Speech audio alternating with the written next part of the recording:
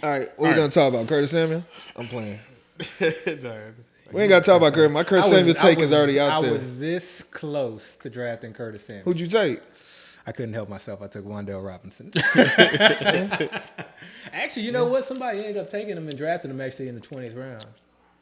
People are starting to realize it. Well, you hear the chatter. You hear the chatter. And it makes sense, though, too, because, like... There was a few Roto World drops about it today, right? Yeah, there have been a couple. That's usually what happens. And you don't know. Like, no one saw A.J. Brown getting traded. So, who knows what's going to happen with Terry McLaurin.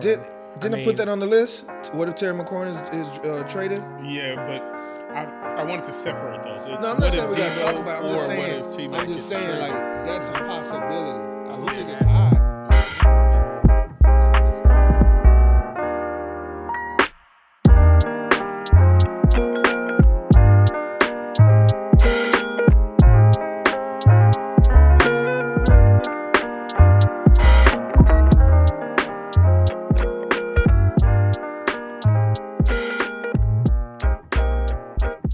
Welcome to First and 15, the only podcast that's trying to get you paid. I'm here with two-time FFPC champion AB. Alongside him is my guy, Dio the Machine. Guys, let's talk about OTAs a bit. OTAs have started. Debo is absent. We all know that he wants a new contract. He's a wide back, not a receiver, not a running back. He want to be paid as such.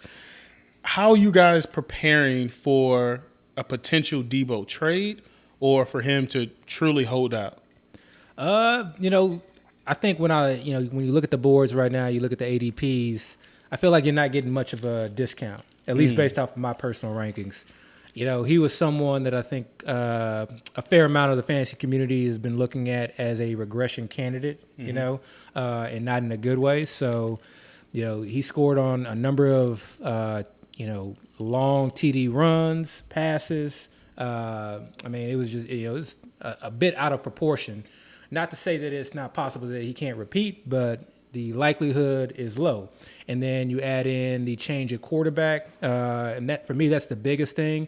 It's not necessarily that I'm concerned about Trey Lance. It's more so that you go from a quarterback in Garoppolo, who I felt really zeroed in on him, and at times almost ignored everyone else that was on the field trying to get Debo the ball. Whether or not that's because he developed, such a strong relationship, or because that was play calling, or because he just wasn't seeing the field as well. I felt like Debo was just getting a lot of targets, even when he was in double coverage. And then you add in, defenses having tapes. So I see a lot of reasons, particularly with Shanahan. He's someone who also not necessarily changes his offense year to year, but adds in new wrinkles, adds in things that, opposing defenses have not seen yet before. There are a number of different things that could point towards Debo getting less usage or not enough usage. So me seeing him go kind of in the mid-second round, I feel like I'm not getting much of a discount on a guy that may end up at on another team. But when it comes to that particular situation, it's not so much Debo that I'm really considering. It's the other players. So one thing that I think I may want to start trying to take advantage of before it's too late, in the off chance that he gets traded, and I don't, it may be just 50-50, I really have no clue, is trying to get those late round shares of a Brandon Ayuk, Kittle who falls now. I've gotten him in the fourth round. Because if there's no Debo there, you've seen the splits with Kittle when there's no Debo. You've seen the splits with Ayuk when there's no Debo. And you got to assume that they're going to take up a significant amount of that production that's going to be available. So it may be those guys that I may just, want to start targeting a bit, again, in the off chance. But I want to get them at value too as well. There's no one that I really want to reach for, and that includes Debo.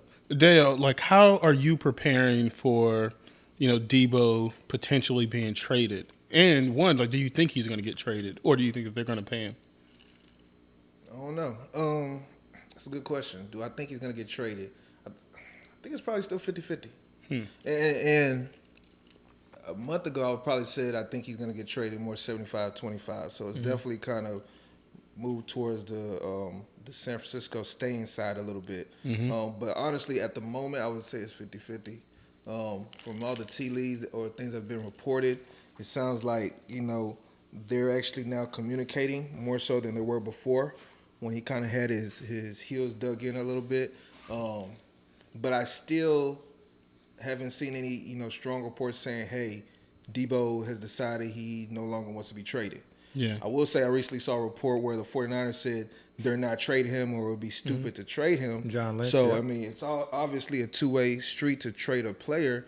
So, if the 49ers don't actually do it, then obviously it won't happen. And I think he followed the team back. So, social media, these guys talk through social this media. young generation and their social media. What you mean this young past- generation? This young dude. We are this generation. We are this. Whatever. Hold on. Hold on. Right. So, even if he's following the San Francisco 49ers, he hasn't literally came out and said, I pulled my trade request. There was a formal trade request made, so until that happens, it's always going to be a chance. Now, how am I preparing for it? I don't really think there's anything you really need to do to prepare for it. When thinking about this Debo trade, I look at it only in a vacuum. I don't really look at the other players. Why? Because I feel like the other players' roles are going to be what their roles are. The thing with Debo was, and you say he got a lot of targets. He got a fair amount of targets. But Kid, I think, got a lot of targets too. Ayuk, especially in the second half of the season when he kind of got at the doghouse, was getting a fair amount of targets as well. He finally got it going. Yeah, so everybody But it's was the splits, though. When Debo was not in the lineups, those guys saw significant more usage. But even with Debo in the lineup, they were still all being used. But not as much. Yeah, not as much, of course. The pie is cut for more people, but I still think when Debo was there, they were getting theirs, in the second half. So I feel like they're still going to be fine. The thing with Debo, though, is his value last year was really, really propped up with his backfield usage. But it depends. I mean, I think that, though, it depends on which part of the season you were looking at.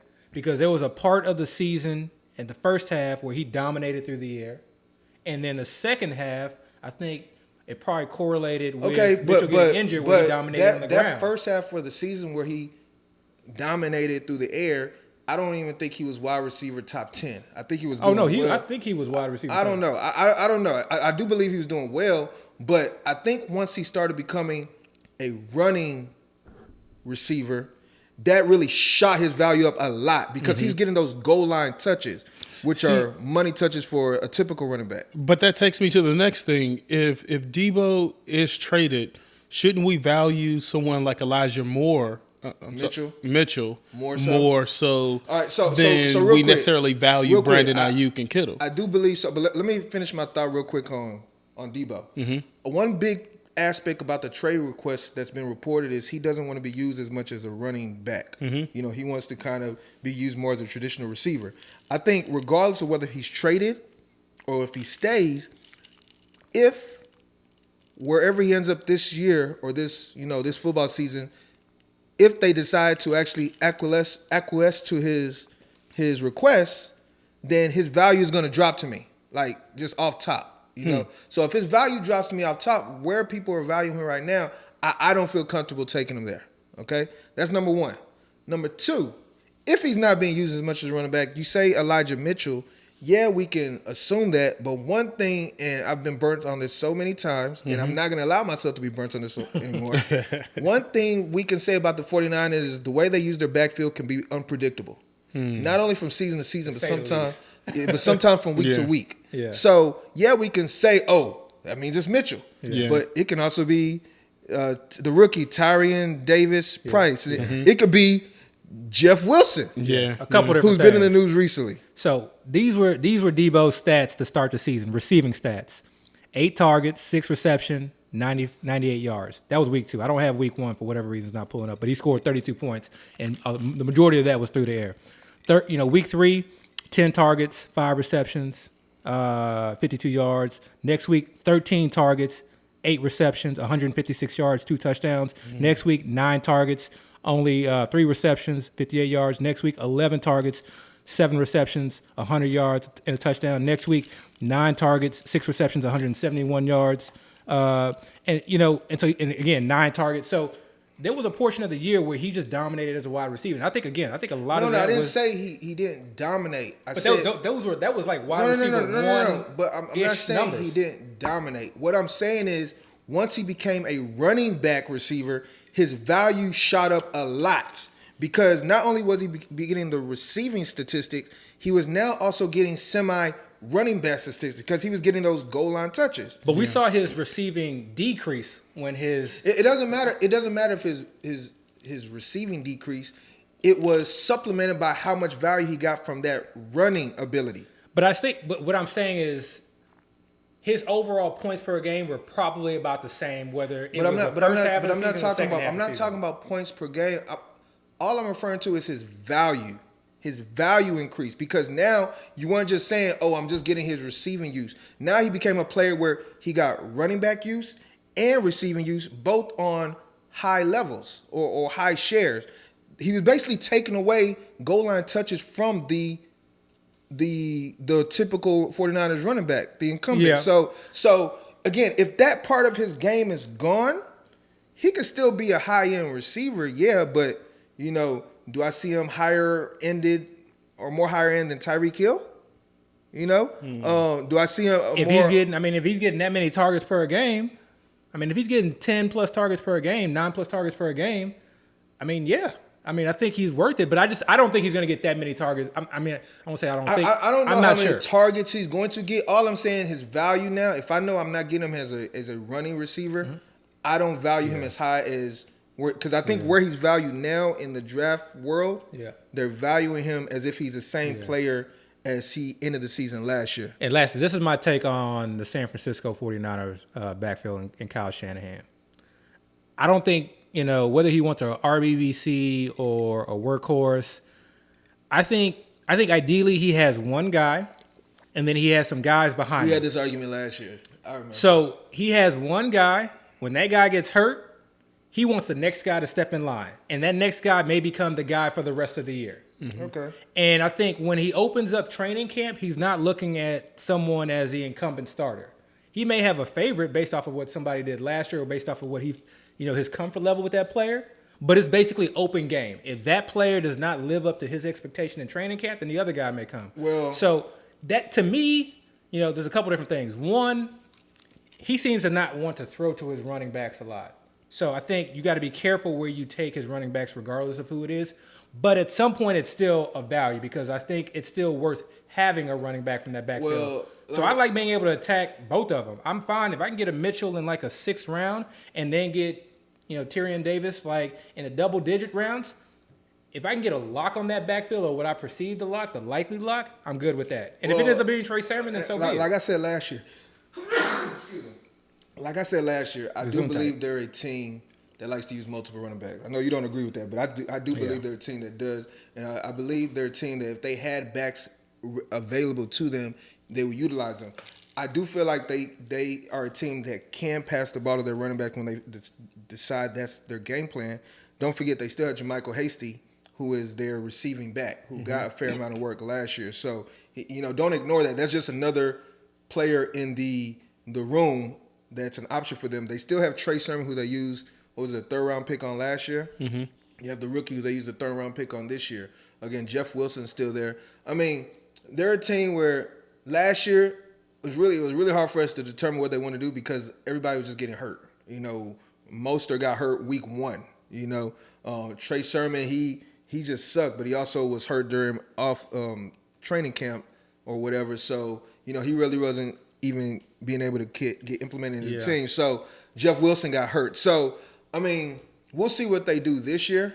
It's the probability argument to me.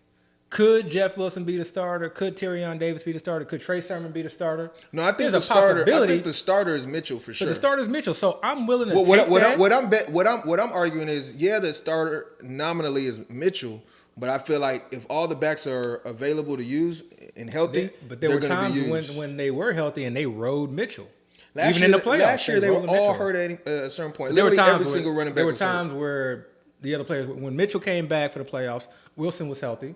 I think Jermichael Hastings was healthy. Wilson had just got back from that major injury. But then he had gotten work because remember Mitchell was out for a while, but then he was still healthy during the playoffs. Right. No, I'm saying though, but they weren't all readily healthy available. So I think they were all healthy during the playoffs, and Mitchell got the far majority of the work. Mostert was gone. Man, Mostert was a starter. He started the season as the guy. All I'm saying is once they have a full stable of running backs, let's see how they use them. Because they have a lot of high capital put into their running back room. Yeah. And to be honest with you, Mitchell might be the lowest capital person they have in the room. That's 100% true. But that's reflected in his current ADP, which is 5th round. And I'm not comfortable taking him in the 5th round, but in the 6th round, if all those receivers go, and there's that tier break there for me when it comes to those receivers, and Mitchell's sitting right there, I'll take a chance on that. I'll take a chance on that. I'm definitely not arguing on taking Mitchell, especially with him being so late. Yeah. Especially if you go to some extent zero running back or hero running back. So he's fine. All right, so let's talk about another guy who wants to get paid, who is missing from OTAs. Terry McLaurin is not there for OTAs. I don't want to turn this into a segment about Curtis Samuel, Dale.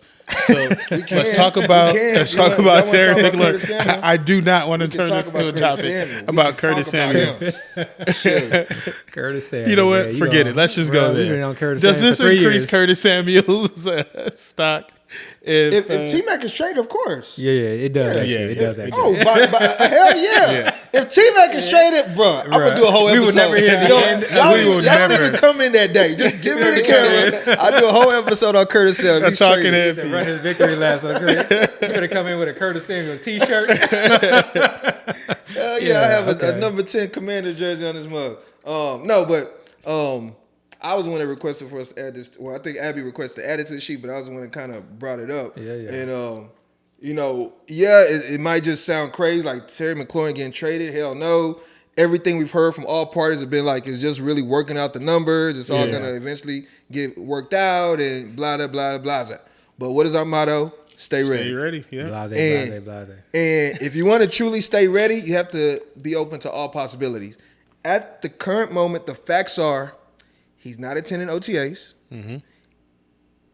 We could say it's a fact, but it's been reported he wants a new contract. Mm-hmm. And another fact is a lot of receivers around the league that are at his level, maybe slightly higher, maybe lower, have been getting paid. Allen Robinson got paid. Yeah, a lot lower have got paid. So those are the facts, okay? Yeah. Now, Christian Kirk messed up the game, man. Oh, yeah. He didn't mess up the game. I mean, that's the market. He set the market. Can't knock the hustle, man. He did more than set the market. So with all that being the case, we probably expected, he'll end up with the Commanders. No big deal. We'll forget about this come September. Mm-hmm. Yeah. Or that other small chances, they could ship him out of town, just like the Titans did to A.J. Brown. Yeah. Just like the Chiefs did to Tyreek Hill. Think about this. I mean, it's a higher chance than we really are considering that he may get traded or he may move on. He is not at OTAs right now. Yeah. Okay. Other players who don't have contracts, maybe, hedged a little bit, but ended up showing up. Deontay ended up showing up. Right. So he is not at OTAs currently. Right. Is DK Metcalf? DK Metcalf is at training camp, and he's, everything is, from what he says. So he's not been there. So he's not there currently, and there are some wide receiver needy teams out there. Mm-hmm. And remember, Terry McLaurin was a 3rd round pick? 3rd or 4th. I think a 3rd or 4th round pick. So it's not like they invested a lot of draft capital in him. Mm-hmm. And then what did they end up doing with their 1st round pick this year? Took Jahan Dotson. Okay? Who looks very much like a Terry McLaurin and may be able to do a little bit more than Terry McLaurin.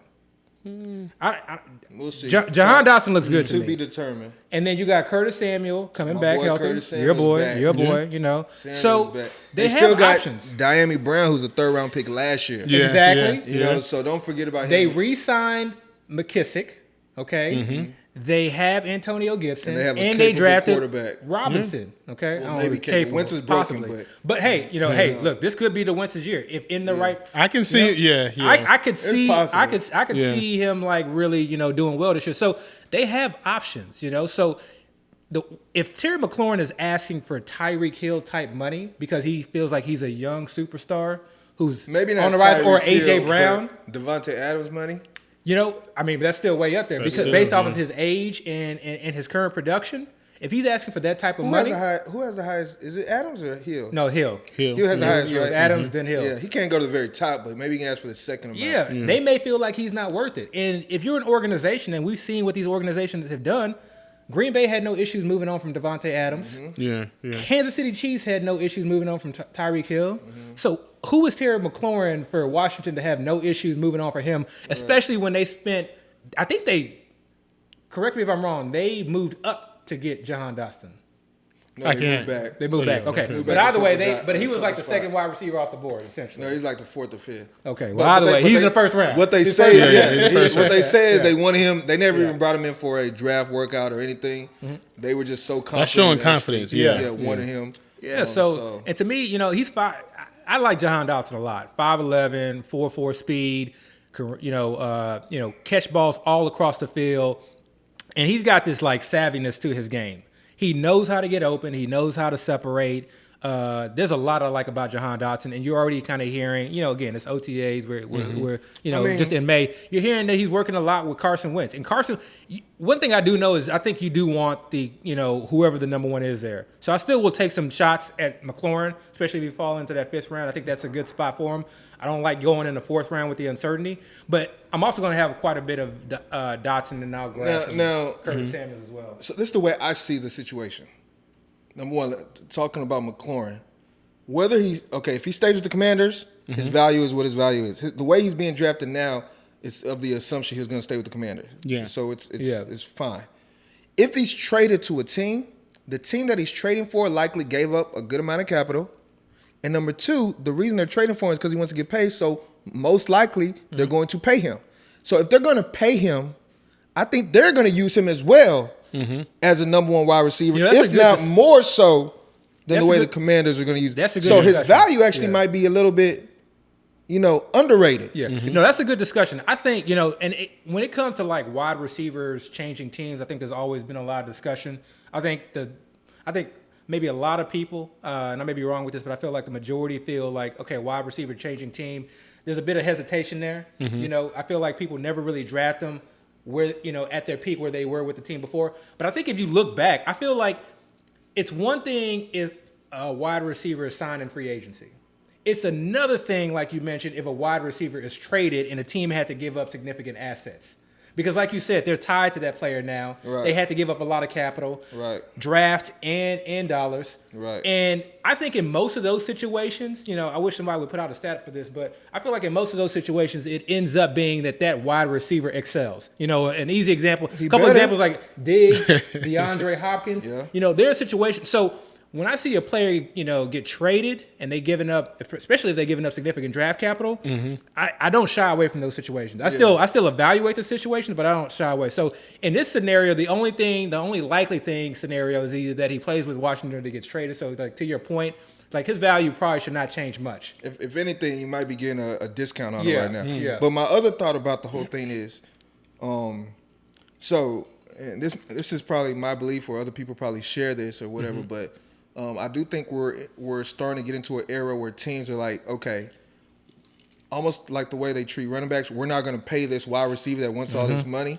So instead of paying him, kind of look at what the Titans did. We're going to trade this guy away, kind of re-roll, and pick up another rookie young wide receiver where we can pay him on a rookie deal, hopefully get the same type of, maybe not the exact same type of, outcome or value, but still something pretty damn good where you're paying a fraction of the cost that you would have paid the other guy. Yep. Yeah. So, and don't forget, they paid my boy Curtis Samuel a pretty good contract last year, right? They did. So you gave Curtis Samuel a pretty good contract.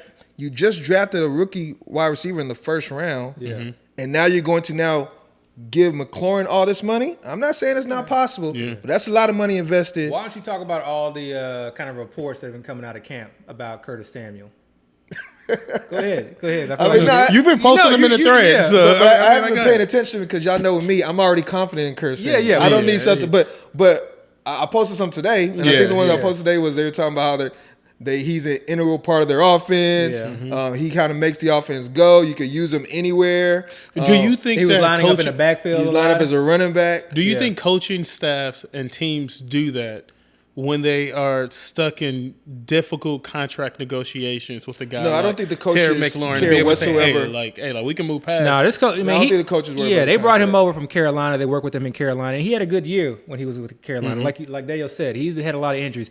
I mean, we laughed when Dale mentioned that Curtis Samuel was probably the most valued. I was laughing more so because you've always been on Curtis Samuel. Like, that's a hill that you were dying on. But I actually agree, and I actually am changing my draft strategy. I will be drafting. I'm purposely Curtis Samuel. trying not to mention him on the pod, but since we're just doing it, Curtis Samuel's going like the 17, 18, 19, not 20, even that. He's like undrafted. Yeah. And we were drafting this guy in like the 6th to 9th round last year. Yeah. What has changed? The only thing that changed is he had a season where he was pretty much injured the whole year. Yeah, well, and that's Jahan a big Dotson change. too, as well. And Dotson too. But that injury, I mean, people get hurt. Yeah. We're drafting Cam Akers, Dobbins, Gus Edwards. We're all drafting them like it's no issue. Yeah. So, and I'm not saying Curtis Samuel should be drafted high. I'm just saying he probably should be going ahead of guys like Brian Edwards. He should be going. Yeah. He's still gonna. He's still gonna be out there. My man is just sitting on the bench like, really? It's like you gonna play pickup ball. You gotta pick up ball right here.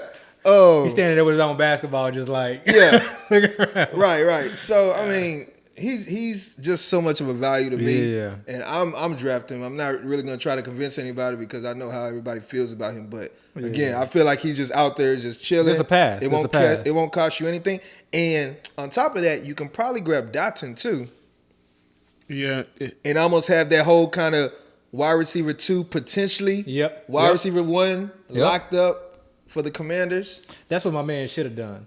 Jeff Z. Shout out. Man, come on, man. Shout him out. Jeff Z. No problem with Jeff Z. Get us some drafts from me, That draft Jeff. board will be on Twitter very shortly. Get us some drafts from me, Jeff Z, man. I like you. You my boy, man. So no, like in that 6-hour draft that I did, Curtis Samuel was not drafted. I'm telling you. I'm telling you, I've been drafting him, purposely not talking to y'all about it. Yeah. Because I don't want y'all to laugh at me. But if he does do something, I finally can be like, roll that clip from 2021. You can't laugh at nobody draft. I've been drafting Velus Jones. Trust me. So back to Terry McLaurin. Yeah. I think there's something that could be made from that. I think there's an edge you can find in that. Mm-hmm. If anything, right now, if you kind of target him, you're getting him at his probably the lowest value he's going to be, because I can't think of any situation where his value is going to depress. Unless maybe he goes to another team that has a wide receiver 1 established. Mm-hmm. But why would a team have a wide receiver 1 established and then trade for McLaurin and pay him the type of money he wants? Exactly. So just something to think about. Yeah, by the way, I will never draft in a 6-hour draft again. If it's not Dynasty, I'm not doing it. Like, that was agonizing. It took us nearly 3 weeks to get through the entire draft. You gotta be patient. 3 weeks. You gotta be patient. 3 weeks. Like what a lot of people do. I mean, a lot of people sit on the clock too. They wait for that news to come out, and once that crazy news come out, they're on the clock. Bam. OTAs hadn't even started at the time that we started. The issue is it can't be your only draft. Right. Your issue is just you're just not much of an addict yet. Yeah. Once you get the addict level status, that's my third draft of the season. If it's your third simultaneous draft, Well, No. I'm talking about I'm doing like 3 or 4 drafts at a time. Then you can just kind of have that in the background. See, y'all are degenerates. Y'all are like it's May. No, it's June. Sorry, it's June. Like we can take our time. Man. All right. Let's move on. Let's talk about the Saints a little bit. Alvin Kamara is not suspended yet. Potentially could be suspended in the future. Are you guys preparing for Alvin Kamara's lawyer, Chris? Yeah. Could we make the assumption that it's a high likelihood Kamara is going to be suspended? I hear that they're getting the hearing pushed back. And if they do that, then it's unlikely that they're going to have the hearing during the season, which means that the suspension is likely or may not occur during the season. At least that's a potential out there. Well, it seems like the league has been waiting for the legal system to kind of play out a little bit before they actually suspend guys, i.e., Deshaun Watson. Yeah. But pushing back hearings, that's easy. I do that every single day. But wait, hold on. Don't give it to Chris, don't say anything incriminating on the pod. Was Kamara charged criminally? I thought that he was charged criminally. Or could he still be charged criminally? I thought that he was charged criminally. Okay, so if he was charged criminally and they're waiting for trial, doesn't that mean, because that's kind of what they were. Well, let's see. Go ahead. But isn't that kind of what they were waiting for with Watson? They wanted to make sure, because remember the Texans, because they didn't put him on the field, they didn't need to put Watson on any type of list, which was a mistake, and I said that last year. But once the criminal charges were no longer an issue, then they kind of say, well, now that that's played out, now we're just waiting for the outcome of the civil cases. So with Kamara, I don't think they were waiting for the outcome of the civil cases and the Deshaun Watson. But at the end of the day, they were waiting on whether he was going to be indicted, right? Right. So with Kamara, likely, I think again he's been charged, or if he hasn't been charged, there's a chance he will be charged. If he does try to play before we know whether he's charged or not, or if he is charged, doesn't that likely mean they're going to put him on the list? I think that likely means that or something. Well, it just depends though, because we don't know much about this particular case, and I was only going to answer questions about why the court dates have been moved back so much. And there's a ton of reasons to move back court dates. One, it may be advantageous for your client to get more time to get their affairs in order. It could be that you want the season to kind of come to a conclusion, and then you handle this legal situation next off season. It could be a ton of reasons why you would do that. And I did just look it up. It did look like he was arrested and charged with battery. So he has a criminal charge right now. Currently, he has a criminal charge right now. So then we can make the assumption then something's going to happen. Not until the hearing. We have to wait until the hearing. But that's what I'm saying. If he's charged criminally, can't that automatically trigger, okay, you've been charged criminally, we're going to do something to you? I feel like the NFL has normally waited. There's been no normal. There's been people that have been suspended with no charges at all. Who? Zeke was suspended with no charges. Okay. Yeah. I think it's actually another person. Well, Zeke's was on camera, I think, too. He groped. I think there's another player that without no charges, they suspended him. Yeah. Or even Big Ben. I think they didn't charge him, and they. It's possibility. It's possibility. You know, so I'm just saying. The reason I'm asking is because if we can go forward with that assumption, then the next question again, stay ready, is who is going to be someone that takes advantage of the opportunity? You know, is it Ingram? Or because if it's Ingram, I don't think people are treating Ingram like he possibly can be the guy week one. He's getting drafted. I have. No, he's drafted, yes. Yeah. But he's drafted like the 14th to 18th round. Some of it's a game. When I draft Kamara, I'm doing it, again, with the idea that I want to get him at value. So late second round, basically. Right. And I always have in the back of my mind, let me get Mark Ingram. I do think it's Mark Ingram only because this team has a great defense. The offense is just added a lot of new pieces. To me, they are a playoff team, okay? Yep. Or at least the potential of a playoff team. So it's likely, in my opinion, that they're going to lean on a veteran. And Ingram looked good last year. And he's not gotten a lot of work over the last couple of years. So if you just need him to give you just enough for the first couple of games, get in there, to me, he's the guy to at least start off. I mean, of course. So what I do is you look at his ADP, and I try to draft him a round or two ahead of his ADP, just to ensure that I get that handcuff. I mean, of course, he's at the moment, people will consider he's the handcuff. But my question is, with everybody considering him being the handcuff, why is he being drafted so late? Because he's old. So because we're not sure. People don't like Ingram. Yeah, he's old. We're not quite sure if he's going to be the guy. So that part. If we're not quite sure, who else would be the person? Well, we know about the rookie. Who's the rookie? Oh, the undrafted guy, Abram Smith. Yeah, Abram Smith. I got a couple other names for you. Tony Jones is still there. Yeah, I know you got Tony. That's one. That's one. Yeah. But who's the second one? Yeah, Tony Jones. I was not a fan of what I saw last year. Me either. Man, ignore that. They stacked the box on him, and but even outside of that game, I was just not a huge fan. You're right. It could be a number of different guys. I'm leaning. There's on one more guy that y'all forgetting prowess. though. Who's that? That I think they kind of like. Who's that? Divine Ezigbo. Yeah. Okay, you can have him. Just remember that name. You can have him. Just remember that name, Divine Ezigbo. I think they like him. I think he might be a dark horse of something. Okay. Because they brought him back to the team a couple occasions. Yeah. He got a little bit of work last year. He's been hurt a lot. Yeah. And he had talent. Of course, all these running backs look good in college, but he was. I want to say he was drafted, or he was a high sought out undrafted guy. But just remember that name. He's just somebody out there that could possibly be the guy that takes those carries. Yeah. I just curious to me that with the uncertainty around Kamara, more people aren't running to secure the services of Mark Ingram. It's that hashtag stay ready, because as soon as news drops, if it comes down, Kamara suspended X games, Mark Ingram's ADP is going to if that's shoot true, up, you know, everybody needs to be drafting Mark Ingram right now. So how many games because then you got to think about like how many games do you expect him to be suspended for? This goes to like a draft strategy theory topic. There is a lot of advantages about getting a guy who's going to see work early on in the season. Mm-hmm. Because what that allows you to do is to get this sort of kind of like 1 to 2 month preview of the season.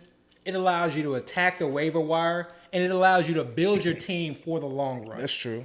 So very true. It doesn't, like, if a guy can give me 3 to 4 weeks early on, there's so much value in that outside of just the points that he gives me.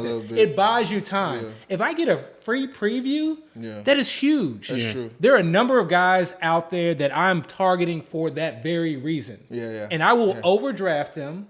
I will overvalue them because that value to me is invaluable. That even more than... Guys like that, Zach Ertz is one of those. No DeAndre Hopkins early on. We saw what he was doing last year without DeAndre Hopkins.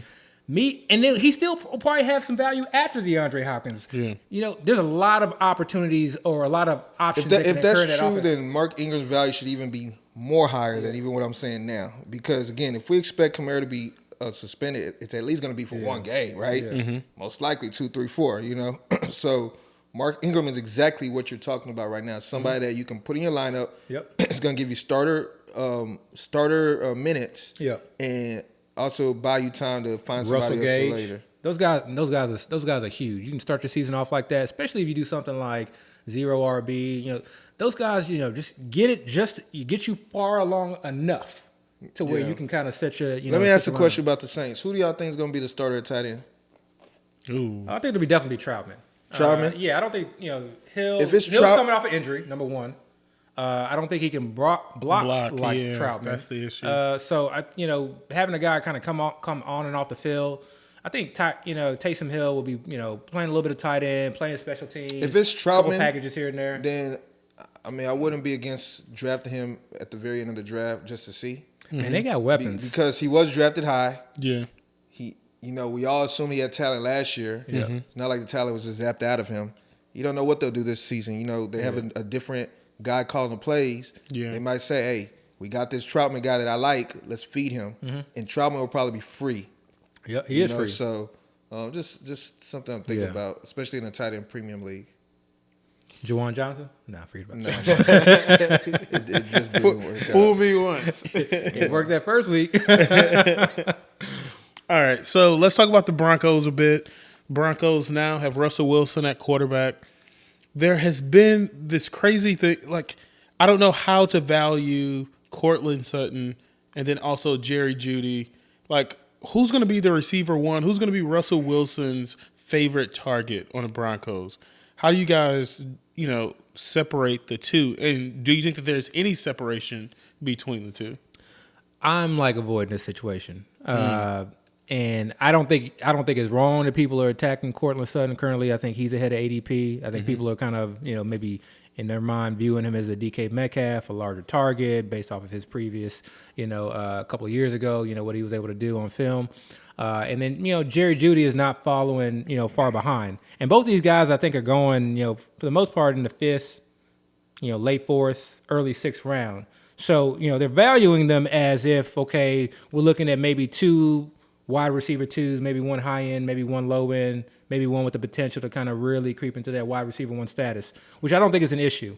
My whole problem with this particular offense is, one, I don't know what it's going to look like, from a standpoint of, are they going to be very balanced? Are they going to be putting a lot on Russell Wilson's plate his first year in the offense? Because yes, Russell Wilson is a good QB in certain ways, but we've also seen them struggle in other ways as well, as far as, I think being able to, truly read defenses at all different levels. And so if you remember when he was with Seattle, there were plenty of years where he really meshed with Tyler Lockett. And if we're asking ourselves who's the closest Tyler Lockett, it's Jerry Jeudy. Mm-hmm. But they also have Tim Patrick. Albert O. They drafted, a new tight end. Greg Dulcich. Greg Dulcich. Exactly. Say his name. Yeah. Say his name. Say his name. I would no. UCLA. Let's go. But that's the biggest thing. It's Tim Patrick. Tim Patrick is okay? good. And then that's not even mention KJ Hamler. Yeah. Tim Patrick has just always been there. And I know that's your boy. Yeah. But so there are, to me, this is a situation where I'm not sure if I'm going to have consistency. I think at the end of the year, we're going to look back and say, okay, he was they were good wide receiver twos. Their numbers look good. But how I feel from a standpoint of feeling confident in terms of starting them from a week-to-week basis, I'm having a lot of difficulty. There's definitely the potential that this offense just may explode. Javonte may go off. Russell may go off. All the wide receivers may go off. The tight end may go off. But, how often does that truly happen? How often is that, and we got a first-year head coach, a first-year OC, QB changing. So there's just a lot there with a lot of guys who are really not showing us that just kind of high-end talent. Yeah. Still waiting on Jerry Jeudy to really show me, something outside of those clips of him cutting in grass. Yeah. So the way I see it, I agree. I don't really think it's a certainty as far as who the guy is. Mm-hmm. And I'm glad y'all mentioned Tim Patrick, and I'm very glad y'all mentioned KJ Hamler, because KJ Hamler was a second-round pick. Very small guy, Penn State, but extremely talented. Has kind of been undersized his whole career in all levels, and has still always produced. The problem all you had to say was Penn State. Yeah, the problem he's had is he's kind of been injured both years he's been in the league. Tim Patrick has actually shown us quite a bit. Got a contract, albeit with a different coaching staff, a different quarterback. But when he's been out there, he's actually produced. So it could be any one of those guys. I think you mentioned Albert O. and then Greg Dulcich. And obviously the running backs can catch the ball. I think so for me, I'm leaning Sutton, and I think the reason the rest of the field are also leaning Sutton, because Sutton has the higher ADP, right? Yeah. I think the rest of I can't say I think the reason. I don't know what everybody's reason is, but my personal reason is I'm kind of more betting on talent. And you might say, they're both talented, but I see Sutton as a big target. I'm not going to compare him to DK because that's too easy, but more so because he's a big target. To me, he's more of a red zone threat. You could just make that assumption. When I've seen them play in the past, Sutton has seemed like out of the two, the guy that's gone deep more often. Well, I think Jeudy has been more of that short to intermediate route or intermediate route. Those little slants. Those in routes. Those really quick poppers, which is great for PPR, which this is, and of course you like that. But to really get the highest ceiling, I want the guy that I would assume has a higher chance to score touchdowns. And I think out of those two players, from what we've seen, to me it's been Sutton. So I think that's kind of why. Because people do want to part of this Broncos offense. They're excited about it. They have an upgrade at the quarterback position. They're in a division where they're going to most likely have shootouts. You're playing against the Chiefs, the Raiders, and the Chargers, who all have high octane offenses. So you would think that the Broncos as well have to keep up. So because they want a piece out of it, and if you were to take those two options into consideration, I can definitely understand, and I feel that between those two options, Sutton is the way to go. I think Jeudy is going ahead of Sutton. Nah, but just a couple. Like the last few again, drives. It can end up being a toss-up, but I think Sutton is the better ADP choice. Currently, Fantasy Mojo ADP has Sutton. With that being said, I kind of alluded to this just a second ago. I do want this offense some way, somehow, even if it's not Jeudy or Sutton. I wouldn't mind taking a flyer with Hamler. I wouldn't mind taking a flyer with Tim Patrick. Yeah. Because, we might not know who the guy is, but what we have seen in the past is these guys tend to get hurt. Yeah. Excuse me. So you don't believe that statement? No. So with that, wide receiver room at the moment, it's like, okay, we're picking 1 out of 4, but 2-3 weeks from into the season, it might be 1 out of 3. Or two guys might get hurt, so it might be a even narrower, route tree or wide receiver Target tree. So I just want to take a stab.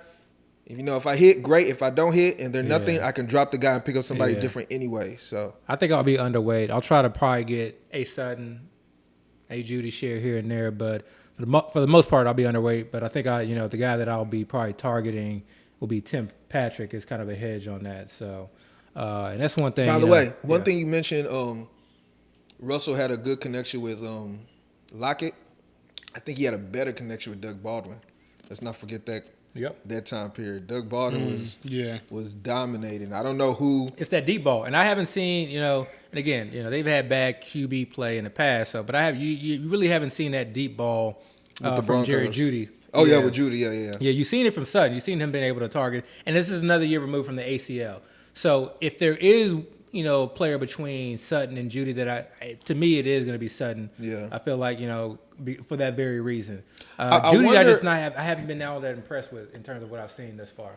I wonder, and obviously we just kind of joked about it, my admiration for Dosage, but I wonder if having Russ in Denver benefits the tight ends at all, because I can't really think of any tight end Seattle ever had that was lucrative or of value in fantasy. And I'm not saying they had good tight ends to even choose from. Well, they had Jimmy Graham. I think he was. I don't even remember how he did.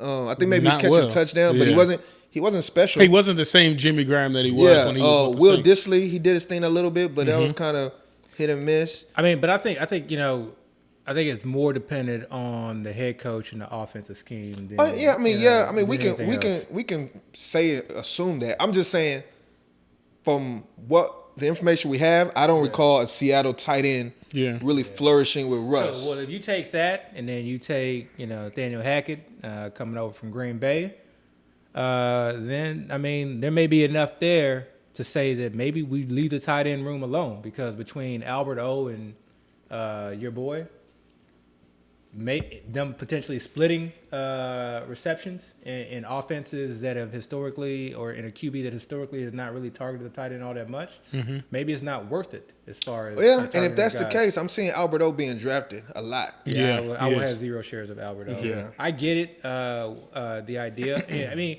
Again, it depends on the draft you're in, depends on your team. If you got to take a stab and you want to take a stab. But to me, offenses like those where they're clearly like better receiving options and the run game is strong, I feel like you're asking for a lot. I either want to go big at tight end or just, throw a bunch of darts late. But I want guys that really have a chance at like being the second, at the very least, the third, receiving option on the team in terms of as far as leading the team in targets. If I can't see a path to that, man, I just like, to me it's just not worth it. It's just, might as well just take a guy late. Yeah. What's your thoughts about Schultz going like 2 rounds above Goddard? I would definitely be taking Schultz above Goddard now currently. What is your thoughts on Schultz being taken 2 rounds? 2 rounds before Goddard. I think it's warranted. Okay. I think it's warranted. Yeah, I am actually in that camp where I think it is warranted. Now, I'm not doing it. You saw, I sent you guys a picture of the board where I got him in the 6th round. Yeah, I'll take him in the 6th round every single day. Who, Schultz? Yeah, Schultz in a tight end premium league. In a standard, PPR league. Okay, you got Schultz in the 6th round. If you knew you can get Goddard in the 8th round, I would 100% want Schultz. Okay, for a number of different reasons. Goddard to me, number one, we can assume that they're going to be passing more, but you have no clue. They may run. They may be a run-heavy offense. That offensive line is probably the best in the NFL and is extremely deep. Okay. So there's no reason why they can't run. They have, a number of good running backs back there that can do that, including a running quarterback. Okay. You just traded for A.J. Brown. You spent a 1st-round pick on Devontae Smith, okay? Oh, you're talking about the Eagles. Okay. The Eagles, yeah. I don't know why I thought that you were still on the Cowboys. Yeah, no, I was like, yeah. No, so to me, Goddard is now the 3rd option, and I just talked about how I want my tight end to be the 2nd option. If I'm taking him in the 6th round, 7th round, 8th round, I want him to be the 2nd option. You think Goddard is behind Devontae Smith? I do think so. But I would not be surprised if Goddard were. But I think it'll be a week-to-week proposition. Okay. And remember, I was a Goddard stan last year. Like I wanted But with Schultz, you look at the situation with Schultz, we know Gallup is not going to be healthy to start the season. Right. Okay? We know he's likely going to probably start the season on the pup. You can draft all the Jalen Tolbert you want. He's still a rookie, fairly late-round draft pick, learning a new system, etc. Right. They traded away Cedric Wilson, which was a big part of the offense, and now you just have CeeDee Lamb, okay? And they brought in James Washington, which I, am not a James Washington fan. We've already seen Schultz do it. Is James They've Washington taken healthy? away targets. They've taken away targets. They took away Amari Cooper. They took away Cedric Lamb. These were guys that were getting targets, and they took away another tight end. What was his name? The guy that we were all on last year. Jarwin ain't been healthy in 2 years, though. He ain't been healthy. But he's already so been now out the you have picture. Schultz, who's a guy who really is not really a blocking tight end. He's a receiving tight end. I don't care that he's not athletic. He's going to get targets. He's a safety blanket. So here's my rebuttal. So in the tight end premium league, let's directly compare Eagles to the Cowboys. Both of them have a main wide receiver one in CeeDee Lamb and A.J. Brown. Yeah. Both of them have respectable offensive lines. Yeah. Now, one has a significantly better offensive line. I mean that's particularly when it comes to the run game. That's subjective, but both of them have offensive lines based off that are, PFF, whatever. But, but nobody care about PFF. Anyways, so they both have a respectable offensive line. If you compare the way the offenses were run last year, Cowboys ran the ball a fair amount. They have two solid running backs. The Eagles, there was a time period where people were begging the Eagles to run the ball. Yeah. Where they're like, why are y'all not running Dallas the ball? may have led the league in pass, I want to say either attempts or pass yardage. I mean, maybe. I'm just comparing the two teams. Just comparing the two teams. What I'm basically trying to say is the Eagles are not a team that you would say run more than the Cowboys. If anything, it would be even. No. I would say the Eagles definitely run more than the Cowboys. Again, by a big margin. But last year, there was a time period where the Eagles were not running the ball at all. That was the beginning of the year where they struggled mightily. And then they switched to running the ball and they won games. They ran it, but still, they didn't run as much as they were running with Zeke. I mean, they were supporting two running backs on the Cowboys, Zeke and Pollard. No, I'm saying the Eagles ran the ball more. Significantly But that's more. what I'm saying. I think the Cowboys were running the ball more or not a similar amount. Because the Cowboys are also a running team all season long. I don't think it was close. I think the Eagles probably led the league in rush attempts. How can you say they led the league in rush attempts if there's a time period where they literally were not running the ball at all? I mean, we could look it up, but but going back to my point, you said that Schultz lost Jarwin, right? Mm-hmm. Again, Jarwin hasn't really played in 2 seasons. If you look at Goddard lost Zach Ertz. Okay, who let the? No. What I'm saying is their situations are really not that different. They are very different. How so? One team runs a lot more than the other. One team has not only a wide receiver, like an elite wide receiver one that they just traded for, they also drafted a wide receiver one the previous year who's coming into the second. Okay. The other team does not. But that's first of all, the Cowboys differences. did draft a receiver. It's not as high as the Eagles did, but that's significant. But they did draft a receiver in the 3rd round. But that's significant. But let's also not forget. One tight end significantly did better last year than the other. I'm not finished with my point. I'm not finished with my point. If you were to compare the Schultz and Goddard, who was more athletic, most people would say Goddard. Yeah. Easily. Goddard has a higher draft capital. Goddard was drafted higher last year. I will say this one thing, though. Schultz runs better routes. Schultz has better hands. Schultz gets open more. Those are two opinionated comments. No, who has better hands? Come on, how do you judge well, that's that? my opinion. That's what I just said. It's an opinion. He has better hands. He has a lower drop rate. He's more sure hands. Saying he has better hands. That's objective. It's subjective to say somebody. How is it it subjective if we look at how many drops one player had versus the other? So somebody that can have better hands can also not drop the ball. You can drop the ball and have good hands. All right. Here's the thing. But hold up. Wait. Go ahead. So with all that being said, are you now saying Schultz is so much more of a better prospect than Goddard 2 rounds worth, when in reality their situations are almost exactly the same? I don't think that they're exactly the same. Exactly the same. You're making that conclusion. I do not think they're exactly the same. Three things are different. One, James Robinson is in a walking boot right now. Who's right? James Robinson? I'm sorry, James Washington is in a walking boot right now. Yeah. So really, the only other passing target is really CeeDee Lamb. But wait. Okay, wait. When y'all say comments like that, y'all assuming that they're gonna go through the season. He's still gonna be in a walk boot all season long. I don't like my guys being injured before the season. Of course you don't like it, but right now it's May or June. Right.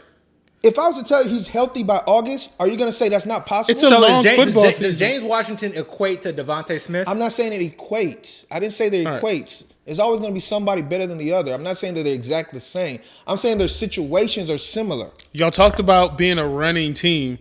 Jalen Hurts is young. He runs the ball. They don't want Dak to be scrambling. Dak is not scrambling the way that he did the first year that he came into the league. He's not. You're right. Because of that injury. So Philadelphia ran the ball, had 550 attempts. Let's see what Dallas. Let me see if I can find it. I got to scroll down for this. Go ahead. You got to put it on. You got to pour it on. Come on, man. Like, you can't have dead space in the show. 473. How many different. So what? 550 versus 473. That's almost close to That's 100. significant. Yeah. That's significant. But that's significant over a season. That's significant. But either way, and we don't know that offense is going to be the same. But for me, like I see the difference. Again, I'm not drafting Schultz where he currently is going in FFPC, and I'm not saying in your normal home leagues to draft Schultz high. What I'm saying is I do value Schultz over Goddard. But that's not. If that was never the question. In the 6th round, the question and Goddard is going in the 8th round, he's then yes, 2 rounds, worth it. Yes, because with Schultz, to me, you're getting consistency and you're getting potential spike weeks. Whether he's athletic or not makes no difference. Number one, I don't truly believe that Goddard is the third option in the Eagles. I really think he's the second option. What was he last year? The second option. Okay, and where did he finish last year as far as tight end rankings? Below Schultz? But he was also sharing he wasn't even a starter for half the season. Even if you look at the part of the season where there was no Ertz, Schultz still outperformed Goddard. And now you add A.J. Brown to I didn't say he didn't outperform him. Again, if the question is 2 rounds in difference in value. Okay, well then my answer depends on where those 2 rounds are. I didn't say Schultz shouldn't be drafted ahead of Goddard. Okay. If you want to draft Schultz ahead of Goddard, that's fine. If you want to draft Goddard ahead of Schultz, that's fine to me too. Like, I really have no problem with that at all. Yeah. All I'm saying is, if you're value-based drafting, do you see yourself saying, if I know I have the option to get in Schultz here or Goddard 2 rounds here, if you feel like I'd still rather take Schultz, I mean, that's fine with me. I wouldn't. In the 6th round? If I knew I can get Goddard 2 rounds later, I'd wait on getting Goddard. Yeah, consistency matters to me. So, that's what I'm looking for. I'd rather go somewhere else than draft Goddard. No, I'm not saying don't. This is not a draft Goddard or not draft Goddard debate. This is if you want a tight end and you know you get Schultz here and you get Goddard 2 rounds later here, I'm saying I would rather get the Goddard option rather than getting the Schultz option higher here. And to me, it depends on where you're getting Schultz. If you're talking about 4th and 6th, no. If you're talking about 5th and 7th, no. If you're talking about 6th and 8th, yeah. Even knowing that you can then get Goddard in 8th, 9th? You see, why you adding around? You just said 2 rounds. No, you said 6 or 7. So 8 or 9. So I'm saying if I can get Schultz in the 6th versus Goddard in the 8th, I'll take Schultz in the 6th. Based off of like kind of where my tier break is, at the wide receiver running back position. I would wait on Goddard easily. Like I wouldn't even second guess it. Just to give you guys some end of the year stats on Goddard versus Schultz. Goddard looks like 56 receptions, 830 yards with only 4 touchdowns. Schultz, man, light years away. 78 catches, 808 yards, but 8 touchdowns. Same yardage. It's not the same yardage. What's the difference in yardage? Same yardage, but twice as many touchdowns. Twice as many catches. And again, Schultz was a starter. 25% more. Schultz was a starter all season long. That's the thing, but we already he also had Jarwin. Jarwin didn't play. Jarwin got injured. But we already alluded to it. That's right. Goddard is going to be a player who's going to have, who's going to catch larger passes, who's going to go, operate more down the field. Schultz is going to operate, in the short and intermediate routes more often. But in a tight end premium league, I care more about receptions. That's more Okay, consistent. but so again, that's what I care more about. If you're comparing last year, don't forget Zach Ertz was the starting tight end for the Eagles for half the year. That's true. He got traded at the trade deadline. You can Goddard look at the did half. start. Goddard played in 15 games, so that's 2 less And he games. played 2 less games. Yeah, and that's 15 he less. didn't start till half the season. So when you compare those numbers, then it's really hard to really say apples to apples. And again, I'm not saying Schultz should not be drafted before Goddard. I'm just saying if I'm choosing between the 2 options, and I know I can get Goddard 2 rounds later, so I can actually prioritize another player or position at this point now, I'm going to wait to get Goddard later. That's all I'm saying. I wouldn't be upset if you did that. I just, for me, again, it depends on where I'm getting Schultz, but I like Schultz as far as from a consistency Unless you're just a standpoint. fan of Schultz. Now, I'll say this. I'm not a fan of either of the guys. I'm not a big Schultz guy. I'm not a big Goddard guy. Personally, I do like Kittle this year. And we could talk about late tight ends on another podcast. But I'm just saying, if I said I want to get my tight end here, I'd wait on Goddard. But I'd also wait on a lot of players if I feel like the value is not that different. All right. So let's move on for a second because I want to talk about receivers as well. Abby and I were ironically in the same draft. You lucky we're moving on because I just pulled up his game logs. Let's go. Let's move on. Let's move on. We were in I'm the not same even pulling up draft. my phone. Y'all over here bringing stats. I'm just sitting here waiting on y'all to go through y'all research. We were in the same draft, and I got the number 1 pick, and I contemplated drafting Justin Jefferson. Wait, y'all were in the same draft? Yeah. When was this? When he didn't get out. Yeah. I was trying to get out, but then I they remember wouldn't. now. He told me, he was like, I'm getting out. You want to get in the draft? I was like, oh, yeah. As soon as I Yeah. hopped But in, then I like, got the number 1 pick. I was like, I don't know if I So get who'd you out. take? I mean, JT? I went JT, yeah. Okay. But I considered going Justin Jefferson with the number 1 pick. Let's talk about whether you think that Justin Jefferson will end up being receiver 1 at the end of the season, or do you think Cooper Kupp will still be receiver 1 or someone else? Yeah. Number 1, I would not have had an issue if you would have gone Justin Jefferson number 1 or even Cooper Kupp number 1 over Jonathan Taylor. There's this thing right now, and I get it. A lot of people kind of use the idea that if you don't get JT number 1, then you're likely not getting JT, and you just won't have any shares. Format, matters. So if you're playing in one of these, large tournaments, usually those last 3 weeks are the money weeks, the point weeks. And Jonathan Taylor has a week 14 bye, so that's like during the playoffs, so you may not even make it to the money week because you have your star player off. But then also, the big thing is like when you look at the potential running backs that fall back to you in the first round, if you get lucky enough, you may be seeing guys like Aaron Jones, Alvin Kamara. If you're a believer in Javonte Williams, there's some elite running backs back there. But if you look at the wide receivers that fall back, you got to ask yourself, how comfortable do you feel with those guys? Because it's usually the guys that people are just not quite sure about. It's the Tyreek Hills, Deebo Samuels. We see Mike Evans back there. And you may love those guys. And if you love those guys, I like Mike Evans, but grab Jonathan Taylor. But if you're unsure and you're like, man, I want an elite wide receiver, because typically you kind of need that to win a lot of these tournaments, regardless of the format. Or if you're in a format where you got to start 3 wide receivers, I don't see any issues with going Justin Jefferson overall. Now, whether or not he is going to likely be the number 1 overall is definitely up for debate. I'll let kind of Dale talk about his thoughts on that, and then I'll circle back. I mean, I don't really have any specific thoughts, but if I was a betting man and you asked me to put my money on, is Jefferson going to be wide receiver 1? Is Kupp going to be wide receiver 1? Or is the field going to be wide receiver 1? I put my money on the field. The field, yeah. Just because. It's the old Tiger Woods Exactly. question. So, is he going to be wide receiver 1? I don't know. There's many people that could potentially take that role. I'll say this. Ever since the AB years of domination, the wide receiver 1 has changed. Every year. There was a point where it was Michael Thomas. Yep. Yeah. Who people just kind of ignore now. Yeah. Tyreek Hill, Devontae Adams. Yeah. They've all kind of been up there as being the Diggs, wide receiver 1 type people, or potentially the wide receiver 1. This year we've chosen to use Kupp and Jefferson. A year from now we'll look back on it and be like, that was the wrong choice, or why do we not see such and such wide receiver that we're taking in the 5th round being the wide receiver 1? Yeah, So no telling. I'm just more looking at it as everybody's so certain that Jefferson is going to be one of the top 3 wide receivers. I mean, where Jefferson is being drafted now, which is what I've seen so far, like in the top 5 picks, is higher than where we were drafting Tyreek Hill and Devontae Adams last year, who have honestly been wide receiver 1 type players. You know?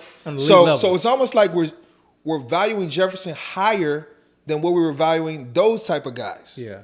Which makes you kind of like pause a little bit. Now, they have a new coach, they have a new system. They can say, it's the Rams' old OC, but like I was saying in the group chat earlier, Kevin O'Connell, former Patriots quarterback, was the OC for only 1 year. He took over for LaFleur, who went to the Jets. And we know the person that calls the plays for LA is McVay, the head coach. So he really wasn't calling many plays. So we really can't even say what exact offense he's going to run. He could bring the Rams offense over. Mm-hmm. He could implement the same exact offense they used to use, or he could say, I'm going to do my own thing. And if he does his own thing, we really don't have anything to go off of. What I will say is the thing that is in Jefferson's favor is very narrow wide receiver target tree. Mm-hmm. It's been Jefferson and Thielen, only them 2 for the last few years. Mm-hmm. I like KJ, though. You can say KJ Osborne is there, who's a consideration. They just signed Albert Wilson, who I used to be a fan of. He's kind of not done much in the last couple of years. They have a guy who was a rookie last year, Amir Marset Smith or something like that, who they really like, or I've heard good things about. So those are other options, but we all know it's likely just going to be Jefferson and Thielen, who Cousin has this great rapport with. Irv Smith. And Irv Smith. Well, we'll see. You got Irv Smith guy. I mean, we haven't seen it out of Irv Smith. Conklin is gone. No, but we've never seen it with Irv Smith. Is all I'm saying. We're just projecting with Irv Smith, so we don't know what's going to happen there.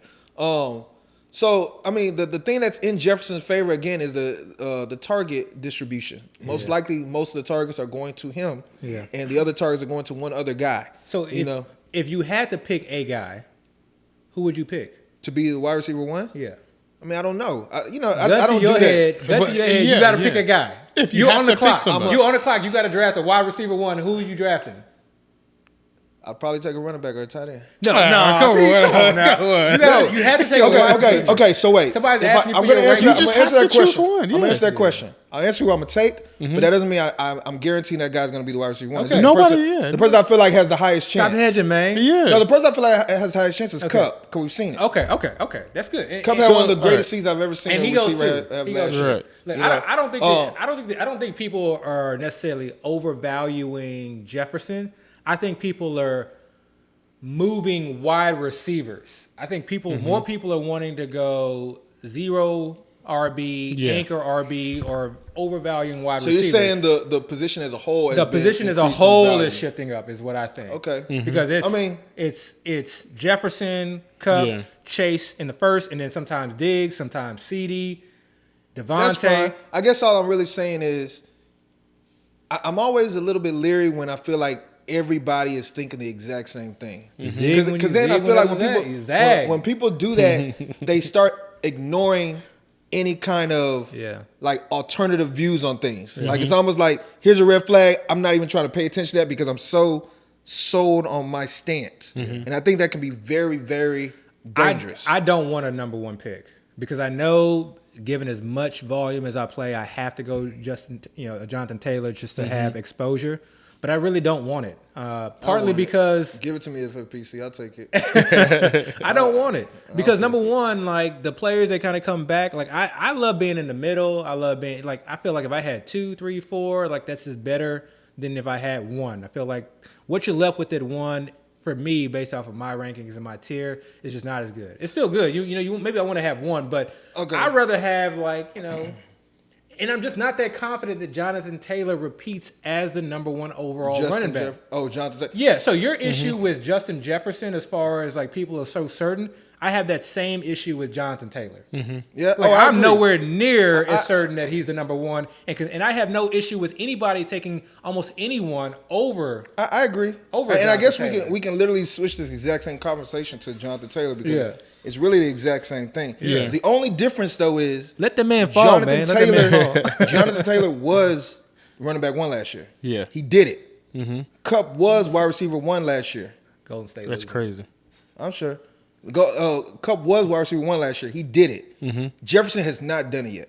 Yeah. I think that's the thing. C-Mac has done it. Yeah. You know, I even think Dalvin maybe has done it before too. So name like out of the wide receivers, you can name a handful of wide receivers who you think could actually have a really good chance at finishing as the number 1 overall wide receiver. Who would you rank, or who would you like mention? You don't have to put them in a certain order.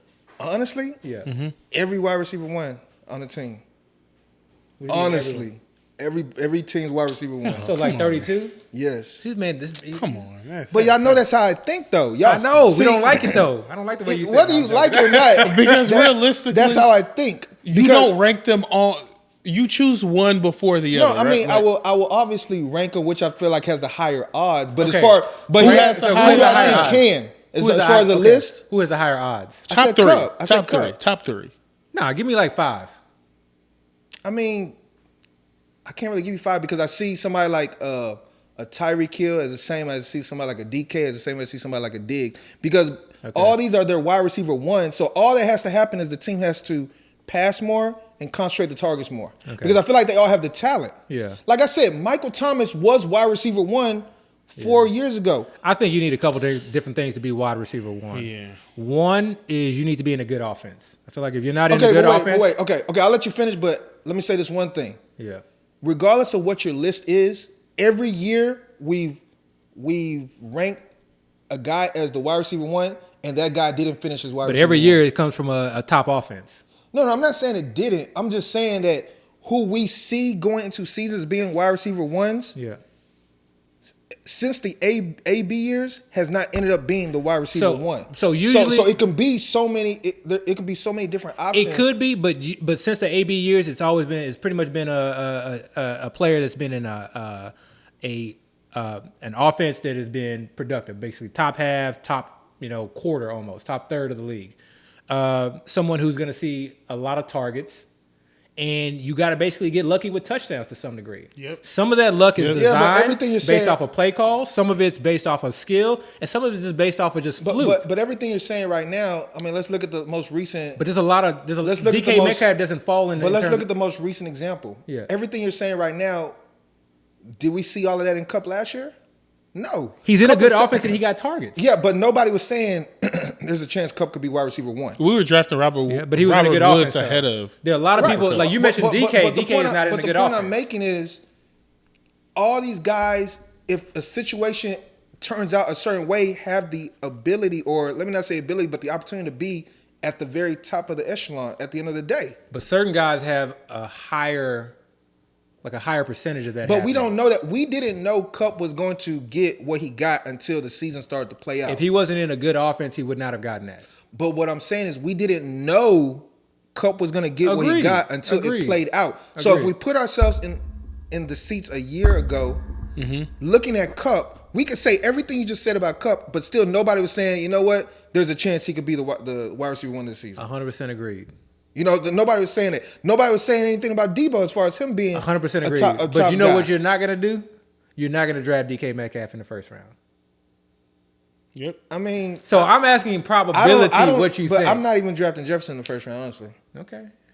Justin Jefferson in the first round. I'm not drafting any of those guys in the first round because I'm not going to go into my strategy, but That's on hush. Again. That's top secret. again, I don't see that's those cap. guys. That's cap. I'm not going to put all my chips into a wide receiver that high just because I think he's going to. So like wide you have the receiver 10th pick. Justin Jefferson isn't picked. You're passing. If I have on the it. 10th pick, I'll probably take Jefferson because it's a value at that point. Well, that's what we're talking about. But the first Jefferson's round. being taken in the top 4. I know, but we're saying I'm that not- you're in I'm the not first When do you taking feel him top comfortable, Jay? We putting him on the hot seat. Yeah. Pick 6? Probably pick 7.